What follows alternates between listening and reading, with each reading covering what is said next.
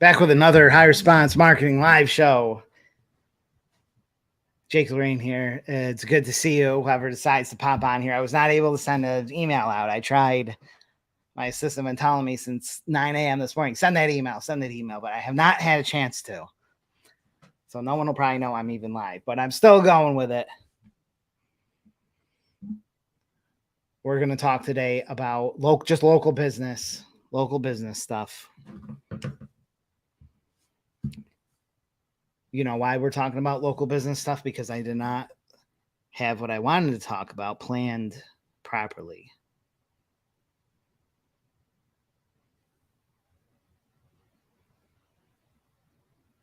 Okay. Well, there's two people on here, so that's enough. It's good to see. Scott Wensloff is here, and Frederick Allison is here. Try to subscribe to the notifications, although Megan that works for me says she never sees them pop up. She never ever sees them pop up. She's subscribed and everything, but never sees it when I go live. So I don't know what to do about that. I don't know. I have a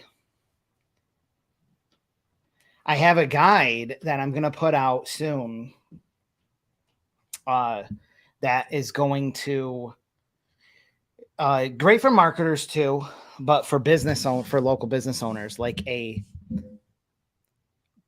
super straight to the point guide on creating a great postcard campaign, like applicable to every business, how to make sure you're getting the best chances of success. Just a simple walkthrough thing of how to make sure you're having a great campaign. I have these little fuzzies all over. Sarah's here. You showed up. I appreciate that, Sarah. Sarah sent me the pool chemicals because it's cloudy or whatever. I gotta go fix that. Bill Stanley's here. It's good to see you. I think we're just going to talk about local marketing. Let's just put a banner up on there. There was a few things that I really wanted to talk about or mention.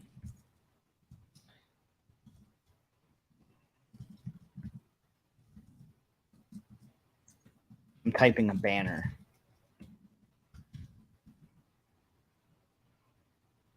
Okay. I have currently...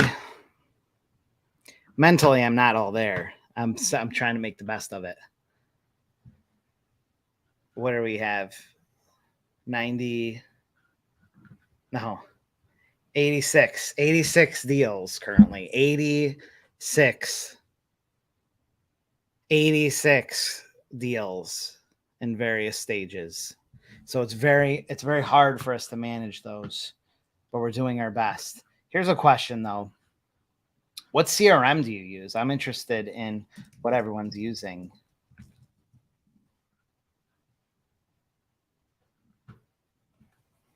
There's one I've never asked before, and I get asked that all the time.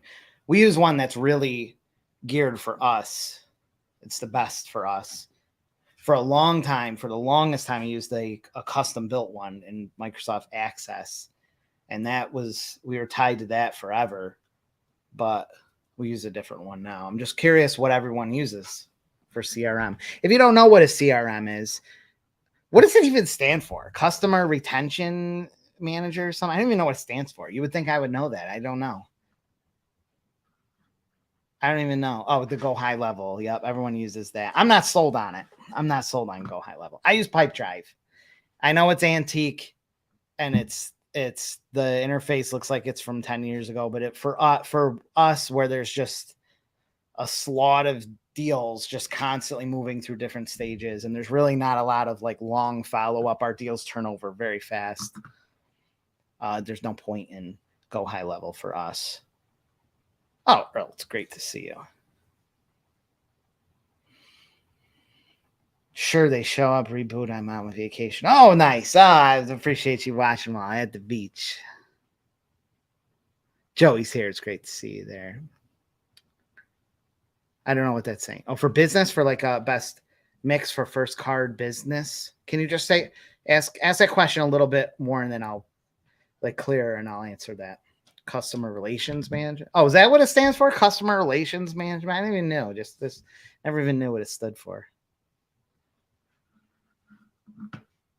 Pipeline Pro. See, you guys use these fancy things where there's these long, drawn out automations things. Yeah, Pipe Drive.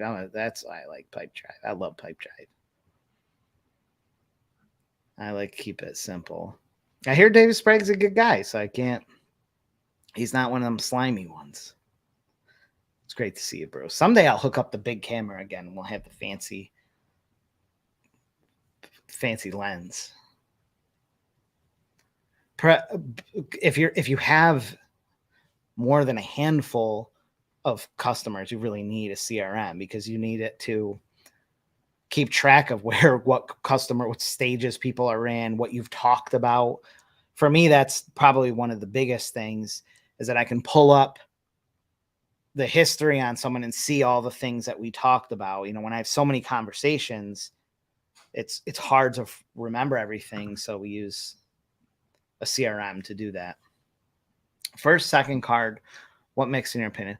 Oh, and I have a nice spreadsheet of that. So I'm assuming you don't have the mastery course, which is fine, which is totally fine. Now I tell mastery course.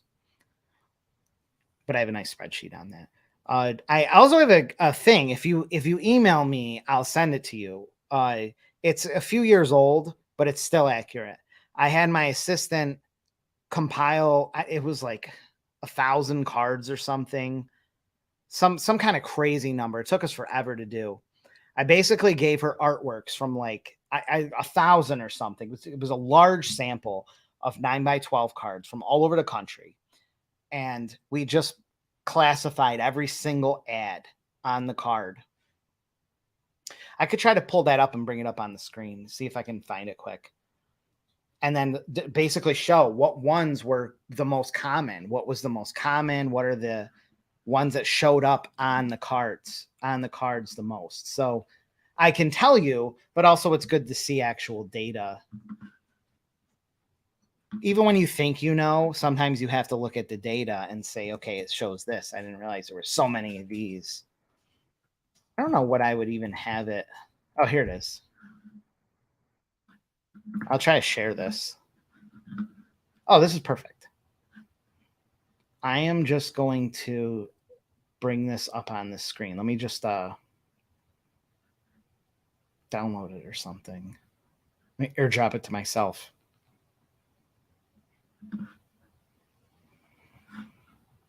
And then I'll bring it up as a thing. This is a really good graphic to have. And we went even further. This is like the broad categorization.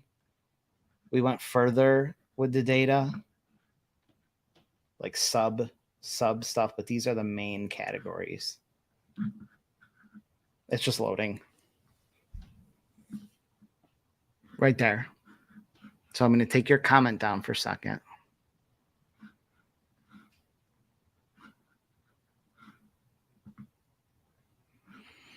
So we have retail. That blocks me. I can't see myself. Retail at 19%. Home improvement's the big one. Home improvement's the big one. Home improvement, 22%. 22% of all 9x12s that we sampled had home improvement ads were the most common thing showing up on the cards. And you see all these little ones too. Realtor should be higher, on that point it's 3%. You should be having realtors on almost every card that you have. Insurance is a great one too, but you can load it up with food, home services. See, I wouldn't have guessed retail, and that's just from the cards that I've done or noticed from others. Retail isn't a huge presence, but it is. It's just something you don't think of. So you look at the data and say, oh, wow, there's a lot of retail. And that would be just like little shops, like little boutiques and retail, sporting goods store, clothing store, shoe store, anything that's like a novelty, stationery, any stuff like that. So this is a very good, take a screenshot of that. That's a very good graphic to have.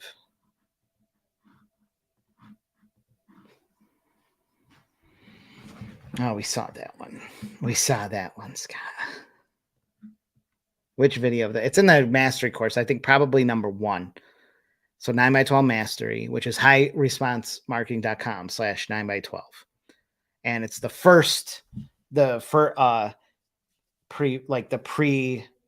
prospecting stage, like the setup stage.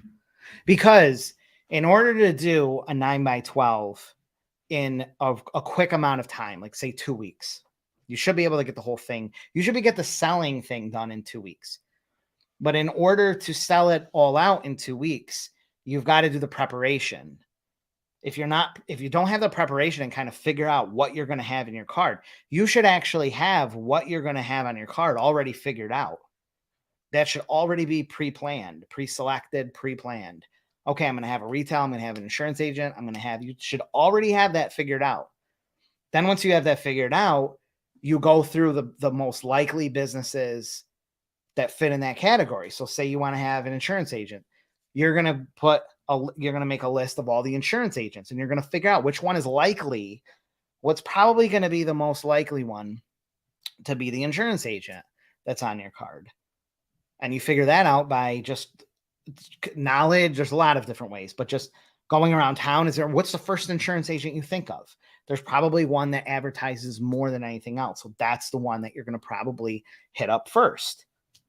There's probably an underdog in there too. There's probably 2 or 3 insurance agents that you can just name. If you can name those, they've done a good job marketing because you recognize them.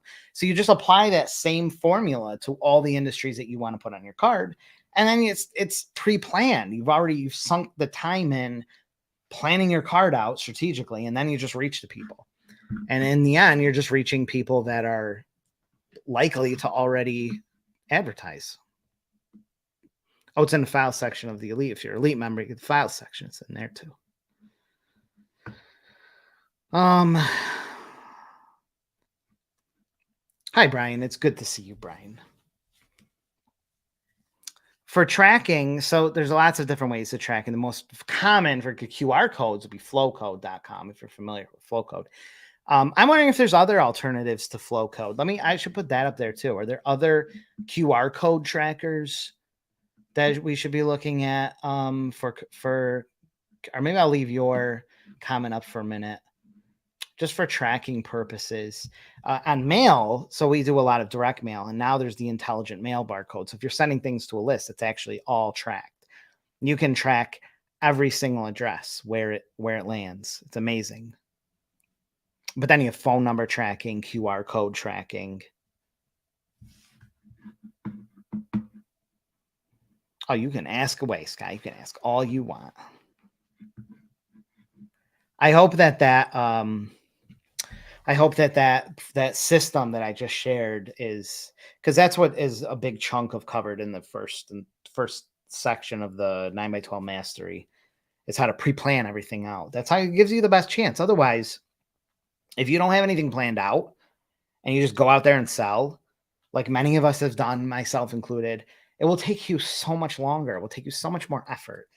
You're driving around, you're walking around, there's no method to anything you're doing, and you're just like going here, going there, and you end up spending so much time. You end up spending an obscene amount of time talking to business owners or calling or however you're messaging.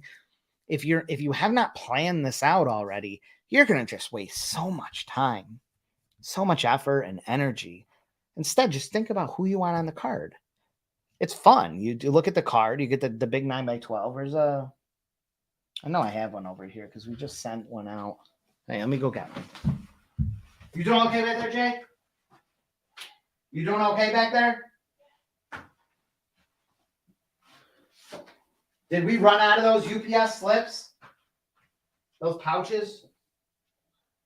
Oh, I'm sorry. No, that's fine. I just didn't know. It's not a big deal.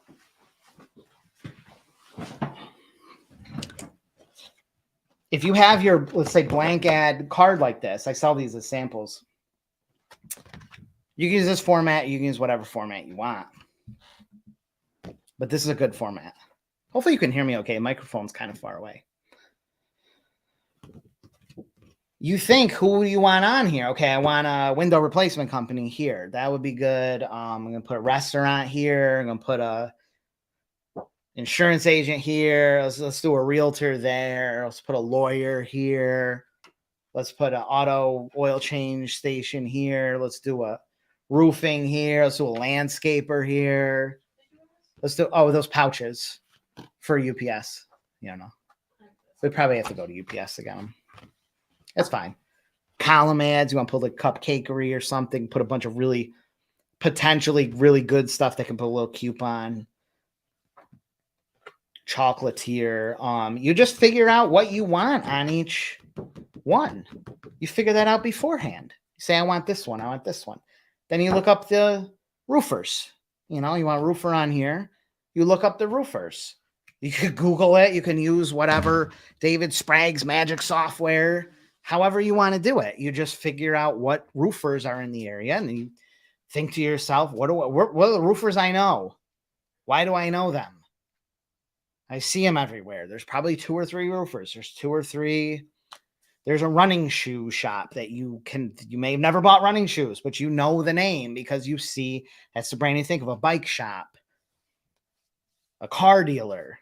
You think of who is doing the most advertising. That is giving you the most probable chance to land. And that's how you sell these cards out in a fraction of the time as someone who's haphazardly just going all over and messaging all over the place.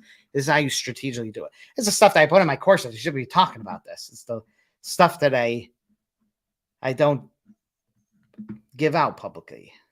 Thank you, Brian. I appreciate that. Larry. And I know you emailed me, Larry. I see it. Yeah. Just join that elite membership. Join that up. You're going to be fine. Is it Remus or Remus? I would say it's Remus. Pretty good with that stuff. Yeah, send it again. Just to, and I'm at a point where I know that some people are starting to get upset, and they're like, Jake, I can't believe you won't respond to me. And I'm one guy. There's 86 people who have either spent money with me this week or are about to spend some money. Sometimes serious money. I think our average deal is about $700. Average deal is $700. So I have to I get an email and it's like, I need advice on something. I have to get, sometimes it goes on the burner because someone else is saying, here's $7,000. I want $7,000 worth of whatever. And I got to prioritize one person answering these type of emails. It's these kind of questions like yours, which I'm more than happy to help. It can only be me. It can't be Jay or Megan.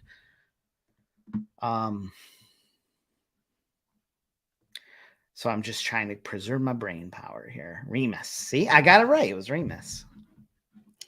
I hope that this strategy makes sense because I just gave away basically something I charged $50 for, and I just gave it to you for free. There's a really good podcast. You can probably listen. Some of you may listen to. You can listen to anything on him, but it's Rick Rubin.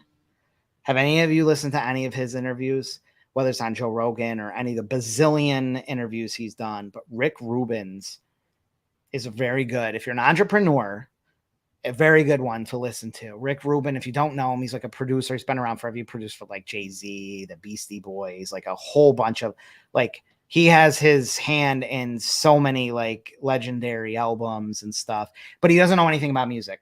Like he can't play piano or anything.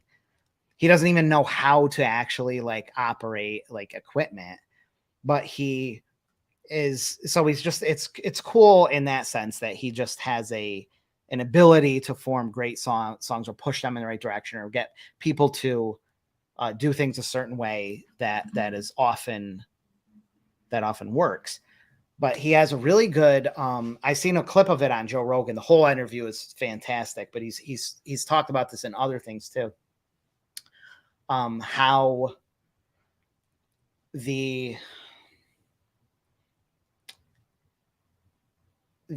trying to explain it. He does a much better job explaining, but you've probably experienced this.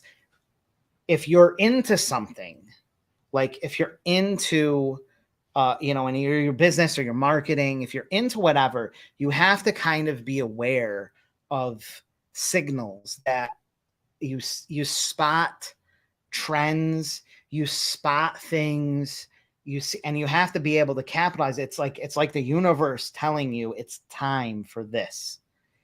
I see this happening. It's time for this. I notice this happening. The universe is kind of telling you. And that's why you get these experiences where you think of something and then all of a sudden someone else does that thing. Like you just thought of it and you spotted this, but someone else did that, 2 months later, someone else was like, someone just stole my idea. I thought of that. I do believe, and whether you're religious or not or whatever, but I do believe that the universe sends you these, it just sends you these signals. Like the book, The Alchemist, is really good on that kind of topic too. It just kind of, you see things coming and you've got to take advantage of them or notice these trends. And it was cool hearing that from Rick Rubin. He also goes over like the how many times he's discouraged, and just depressed and like things and the way people say things or the crushing depressions and stuff. But it's really good for any entrepreneur. It's a really good watch for him. And I don't think I told this story, but recently I have a customer. She owns a empanada food truck. Okay. She's had it for 11 years now. Sarita is her name. And she makes these delicious empanadas. But I was just talking to her and she was in my office. We're getting some stuff done. And she said, we've both been in the business the same period of time, about 11 years, somewhere around the same time. And I asked how she got started. She's Puerto Rican. So I just figured, cooking is, she goes, I actually never I was never like in the restaurant, but she was a server. You internet marketers will get a kick out of this. She was a waitress at a restaurant, and she started noticing people were always ordering the empanadas. She's like, that was just a really common thing people were ordering. And she said it was summer. She got laid off. She's broke, got a young daughter, that. And she was with her friend. She said, we were probably freaking stoned out of our minds. And they said, like, what are we going to do this summer? She goes, I don't know, let's sell some empanadas. And they're like, yeah, let's do it. And then they found like a truck before they found a truck, they looked up how to start a food truck, like online. And she said there was this course on how to start a food truck, and it like had all the equipment that you needed to buy. Again, she didn't know like how she never ran a restaurant. She was just a server. And the course was $300, but she's like, I don't have $300. So, but she needed to know what this guy was going to show you in the course. So she said she spent like days zooming in the one picture she could see on like the cover, and it was like a screenshot of what was in the guide, and it showed like and she like basically like mapped it. Okay, there's a sink here. I see some kind of line here. There's a propane tank here, and she just studied that picture that was on the course until she found, and then she went and found a truck at like a junkyard and got it running and bought the stuff that she saw in the picture. And the food truck is like one of the most popular ones here. She's now 11, 12 years in business and has a bunch of employees, has a couple different locations besides the truck. And that was just an example of just seeing something, and just general entrepreneurship is a cool thing, in the creative ways we figure stuff out. But just the universe telling you, spot these things, you got to act on them. If you see customers buying something, you see something they're doing, act on these things, because the universe is telling you something. There's some kind of communication that is telling you to act on this. You see this trend, you see people buying this more, and whatever business you're in, you should be in tune. You should be in tune to those things and try to capitalize on them. Hope that makes sense. Brian says, have you run multi-channel campaigns using direct mail? Yeah, I'm not a huge person who gets out, like starts flowering into these other things. And that's the only reason, is because there's so much, I'm just so focused on postcard mail. That is my marketing like focus. If I start tying that in with email campaigns and retargeting and social media and just tracking all over the place and automation things that follow up. I will get I will get totally lost, and I will lose my focus of what is really my best thing. So I, in general, will tell people what is possible, and I will do what I can to help them find those other systems. And there's some people like Tim Black is a great person who I'll trust with digital marketing to recommend people. He's not on this episode. He said he was showing up, but he probably was waiting for the email. I just don't, it's so easy to go down that rabbit hole and I focus on postcard campaigns, get the business, make this postcard so that it brings the business in. And then I don't got to worry about setting automation stuff up and whatnot. I do too high volume to mess with that. If I was only dealing with 5 clients, then I would, but I mean, if we're doing like 15, 20 a day. So I don't have the time. We don't have 60 people back here to manage all these other parts of a campaign. So that's just me. It's just me. If you're the business owner, I would look into every single avenue. I would try to get every single automation I could for your business. But for me, I just focus on postcard direct marketing. That's my thing. And the brain surgeon isn't doing the heart surgery. The brain surgeon's doing the brain surgery. No one liked my story about the universe sending signals, but it's true. It's true. Thank you, Jeremy. What time is it? 1:29. Probably gonna wrap. If you guys have any questions, feel free to ask. Otherwise, I'm probably just gonna wrap it up. I don't know if you got any more questions. Like, there's a whole bunch of industries and things that I'm seeing happen, or in like real estate with like the QR codes and like just behaviors of people. So there's just these trends and things that happen or there's certain designs that just seem to do better than others. And you really have to be in tune with that, which is why I think that people come to me for direct mail advice, because I'm just so in tune with it. To me, it's like second nature. Oh, nice. Did you? Oh, I love that. Everyone likes empanadas. My favorite is she has buffalo chicken wing dip empanada. Thank you. Yeah, it's awesome, especially because she's same. We're about the same age too, I think, and same business. You talk with our business owner, you've been in the same exact kind of time in business, and you just hear all the wild stuff, like in the close calls, all the disasters, and we've all been there, and we've all gotten through them. She said too, we were talking about like, because in her, like the food truck business has really taken off. There's like 10 times as many food trucks today as there were 10 years ago, but whatever that number is. But like, there's a lot of people coming into business with just money, and they're just getting into it because it's profitable or potentially profitable. So they're just sinking money into it. And we're talking about those. And she said, like, she's like, you can buy so many things.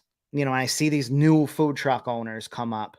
She said when she started, another food truck girl, showed her, like, kind of just sat with her and said, you need to get this. You need to get this truck. You need to get this generator. You need to get this, and gave her like a shortcut, like a roadmap of the specific things she needed.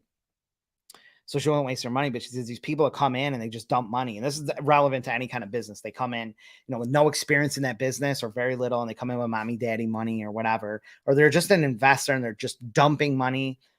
And if things go wrong, like, at least I'm talking about us entrepreneurs that kind of started from scratch. Like, we operated with nothing, we made it work.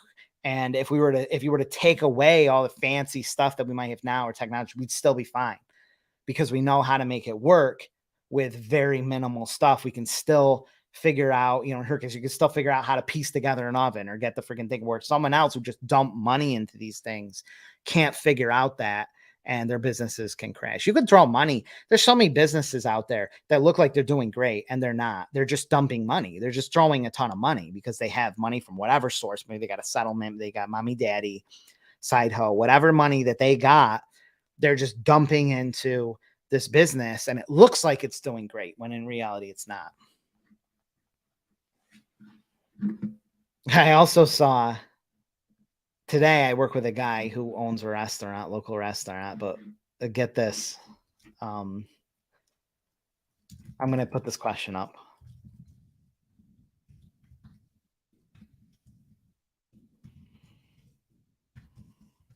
I probably worded this wrong, but it'll work. What is the most? How many people have you seen own a business? Like, what's the most? Because today I saw the most. What's the most partnerships you've seen? Like, how many equal partners, like relatively equal partners? Let's just say, for the most part, equal, because I just talked with a guy today who came in this morning, local restaurant owner. I had 2 restaurant owners contact me today. One came in, one called. But this guy, and it's a little restaurant. It's tiny. It's super tiny.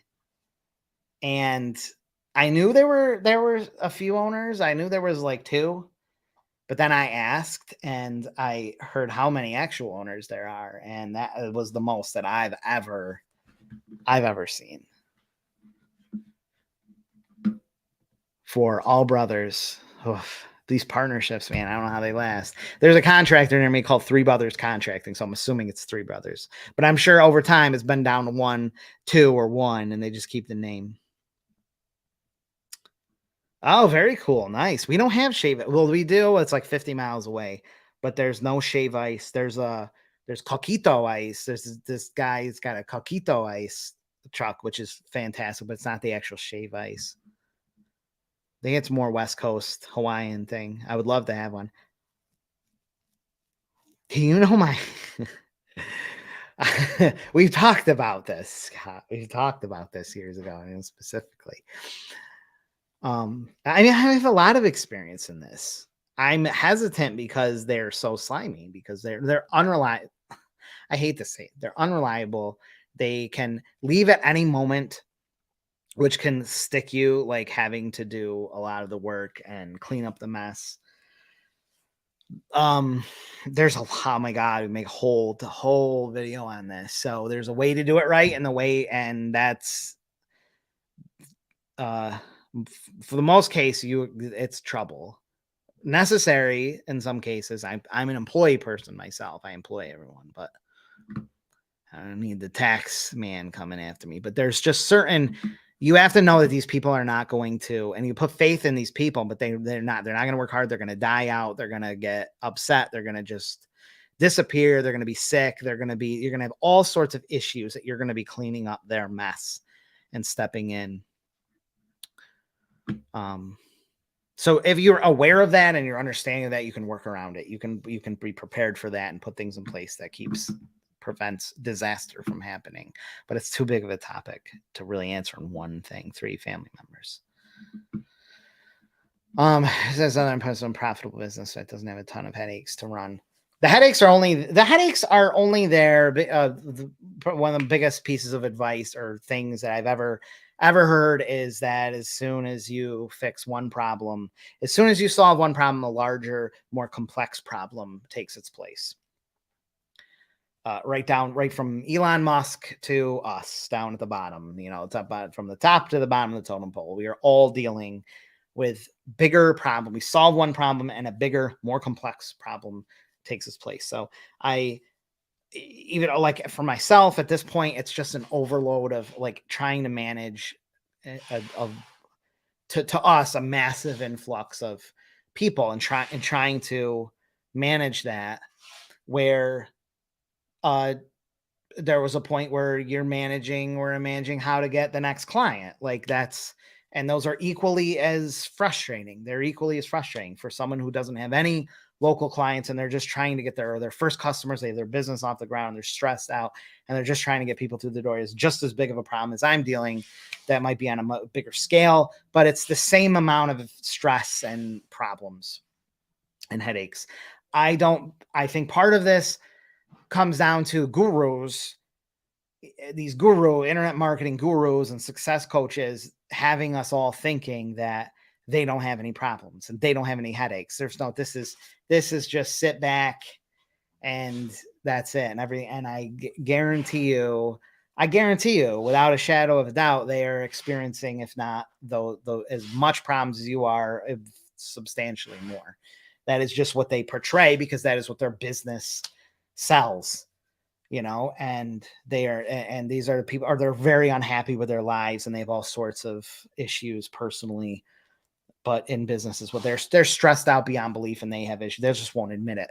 But they'll say, oh, 2 years ago, I was, ready to, I was almost bankrupt. But 2 years ago, you weren't saying that. 2 years ago, you're saying the same thing. You were living on the, your biggest headache was deciding which beach to wake up to. They're dealing with the same thing. So there's always headaches. There's always headaches. But this is a great business overall. I wouldn't change what we do here with the printing, selling print, selling community cards, 9x12, selling solo mailers. I wouldn't trade any of that for even running a retail business. Like I couldn't imagine running a retail shop or a restaurant. That's insanity to me. Restaurant, I got cook and hire these cooks, these drugged out freaking cooks and stuff, and customers that they get the food poisoning or whatever. And this steak wasn't cooked right. Like I wouldn't last 1 second in that. That seems like someone insane to me. So when I think about that, I think, oh my God, I can leave if I want to. I can go whatever. I can work from the laptop. I can say, whatever. So to me, it's the best industry, what we're doing. Selling print is probably the fewest headaches because you're not having to fill up a whole card, I guess. But this atmosphere of print and postcards to me is the least headaches. I mean, when your biggest headache is, how do I answer all these people? How do I take all these people money? How can I send these invoices faster? How can I, cash these checks quicker? That's pretty good headaches to have, I guess, but there's still headaches. So you want to know how many? Oh, Bruce said 6 own a pizza place. That is crazy. So this guy came in 7 owners there, and it's a small restaurant. The only thing, and not to be stereotypical, I told him, I said, probably it's the only reason it works is because they're Asian. It's a really good, really, really good Asian place. And it's like Japanese Korean fusion, I think, but there's 7 of them. They make it work. They're a year and a half in, so it's working so far, but they all, that's the workers. They all do something in there. They all work there. Crazy. They're even owners. They're 70. He says our lawyer has a heck of a time. I've never heard of 7 owners, 7 equal owners. Yeah, this is 100% true. And 100% commission, I'll never do it. I've tried it. 100% commission is to me a death sentence. It's not worth the hassle that you'll put into it. Whole episode we could dedicate to that. Corey says, are you printing it? I know Megan's got your stuff in it. She asked, I think she got back to you on the stuff. I'll harass her. Oh yeah, definitely. Absolutely. Yeah. And there's so much cool stuff you can do on those, from everyday banners to your stickers and different adhesives and materials. There's all sorts. The problem with this, though, I should preface this. Anything that starts getting big starts to become an installation thing. So if you are not okay with installing, you got to make that clear, because they may not know how to install things. You can also use magnets and stuff too. But when you have large pieces of vinyl, you start to get into technique type of stuff. And there's a spray. I don't know if you know about this, Corey, but there's a spray. You can get it on Amazon, and you can spray, like if you have a large piece of vinyl or window perf or any large material that's you're going to be sticking onto something, you can spray this stuff, and it gives you like hours of working time. You can just arrange everything how you want and move stuff around, and then it'll slowly dry, and then it'll be permanent. And that's a lifesaver. Yeah, but I'll tell them they wouldn't want to do what I do. I mean, they probably would, because it's a better industry, but I couldn't imagine, opening a retail store. Like that's a joke to me because that's not my thing. It's just not that's crazy to me. You sit there in the store with the register ordering shoes and stuff or whatever. I don't. You were missing out, Les. Les has never heard of the empanada. Oh my God. Just Google one. They're so good. They're so good, Les.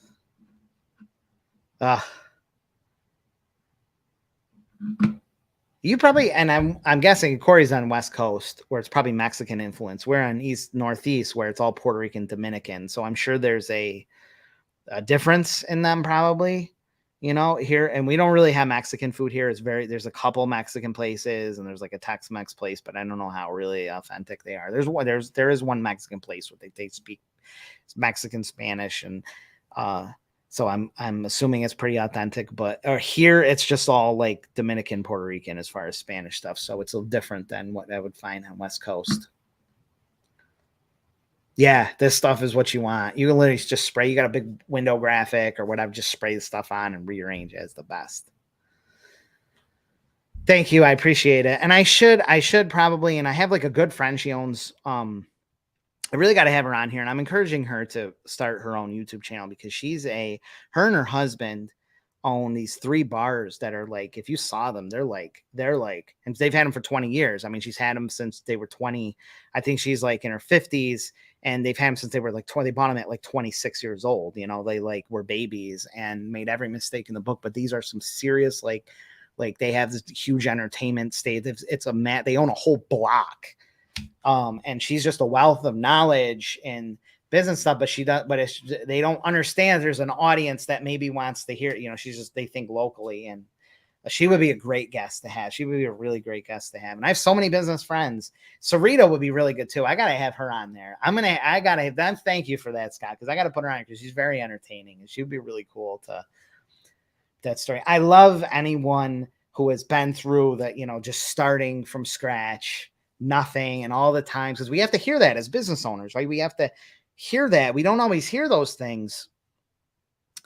Actually, my friend with the bars, she saw my YouTube video because we meet at the gym. She had my YouTube video and channel, but she was like, she watched one and was talking about the WIC checks, how like way back they had to get the WIC going, the WIC check. She goes, I was on. She goes, oh my God. She goes, I was on the WIC too. It was so embarrassing. We stand in the back of the lot, make sure no one was looking, and you don't know how they're cashing the WIC check.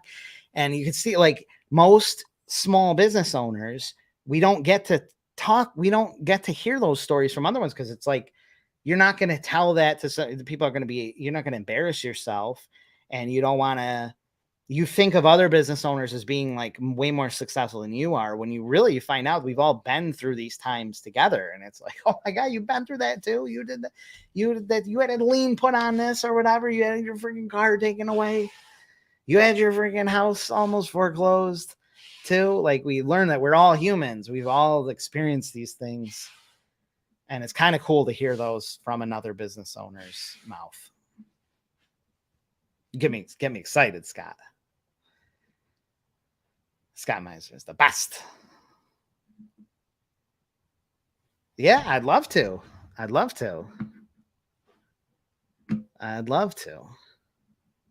All right, guys. I should probably get going, but let's see.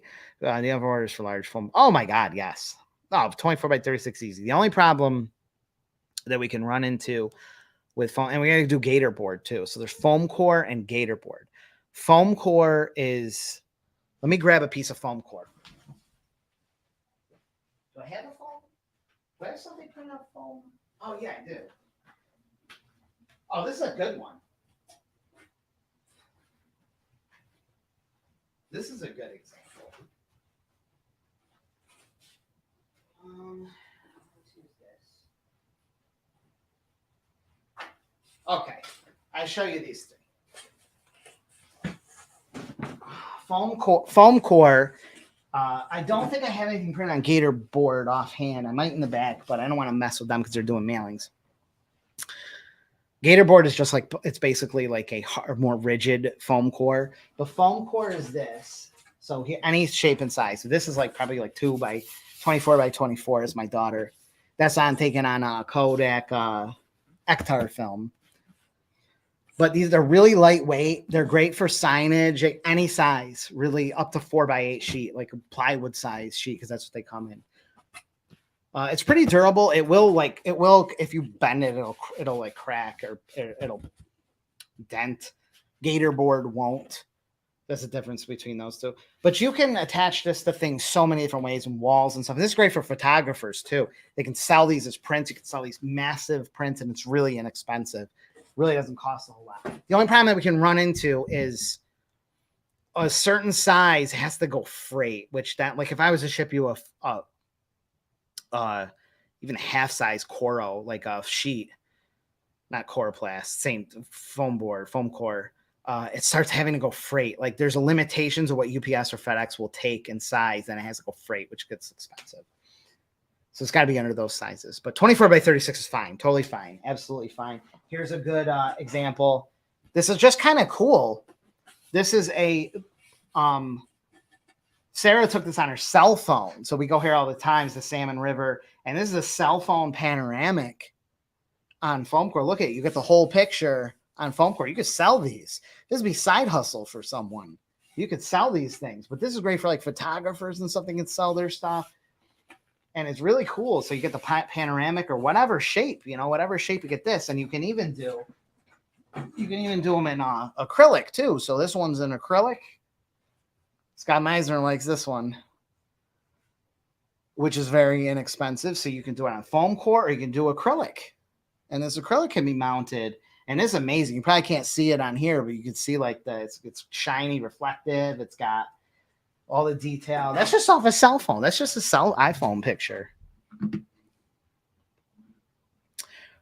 Bruce does have a great wealth of knowledge.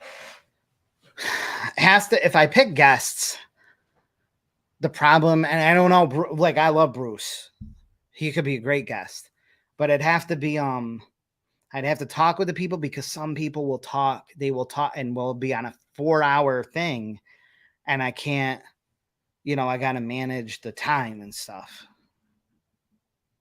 I should have Bruce on there. Bruce, Earl Carvin, Scott Meisner.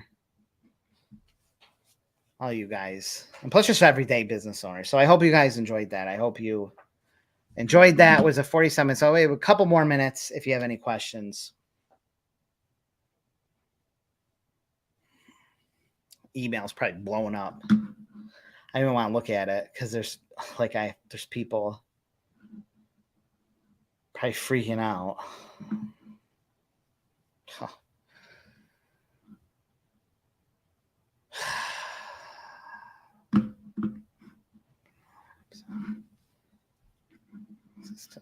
Okay, I'll play. She's probably freaking out. Okay. I'm going to look at comment 1 second.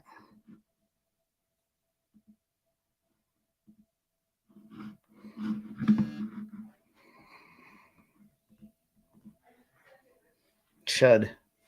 It's like the podcast. I mean, like, have you gone through the old podcast still, just even though it's been a while since I've updated it, but the podcast had great, and many of them are still doing it. So probably a good, if not half, close to it through the, last decade are still doing 9x12s, which is cool. Some people have done 9x12 so successfully, they sold their businesses off. Okay. I don't think there's any more questions. I had a great time seeing you guys, and thank you for showing up. I really appreciate it. Email me if you have any questions. I get to them as quick as I can. Thank you guys. Have a great week. I had to think of what day it was. We're almost to the weekend. We're almost to the weekend. All right, guys. I talk to you next week. Bye, Earl. Oh yeah, the rain. Someone asked about the rain. It's rainstorm here, but we don't get the flooding or something. So thankfully. All right. Bye, guys.